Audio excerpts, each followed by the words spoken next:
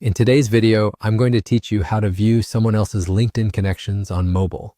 Start by opening the LinkedIn app on your phone. From your home feed, pick any person you see and tap to open their profile. Right near the top of their profile, you'll notice their total number of connections, sometimes shown as 500 plus or as a specific count. Here's the key point. On most profiles, that number won't be tappable, and you won't be able to open a full list. That's because LinkedIn allows people to control who can see their connections.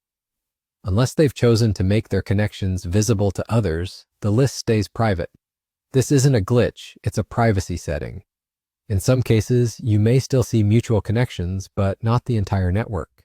To see how it looks when connections are visible, check your own network. Go back to your home screen, tap My Network, and then tap Connections.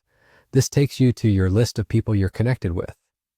Choose any of your connections and open their profile. In many cases, because you're connected to them, their connections will be visible to you by default, and you can tap to view the list. If they've restricted this option in their settings, the number won't open and you'll only see limited information. That difference, tappable versus not tappable, is the quickest way to tell what's available. So the takeaway is simple. By default, many connections are viewable between people who are connected on LinkedIn, but any user can hide their connections if they prefer.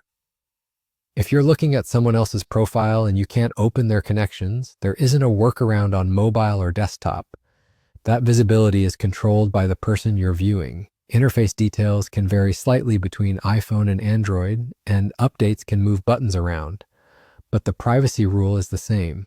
Use this feature respectfully. If you do have access to someone's connections, treat that information with care and professional courtesy. And if you're checking your own profile and want to understand what others can see, reviewing it from another account you're connected with can help you confirm how it appears. That's how to view someone else's LinkedIn connections on mobile. If you found this helpful, make sure to like the video, subscribe to the channel, and turn on the bell icon so you don't miss new uploads.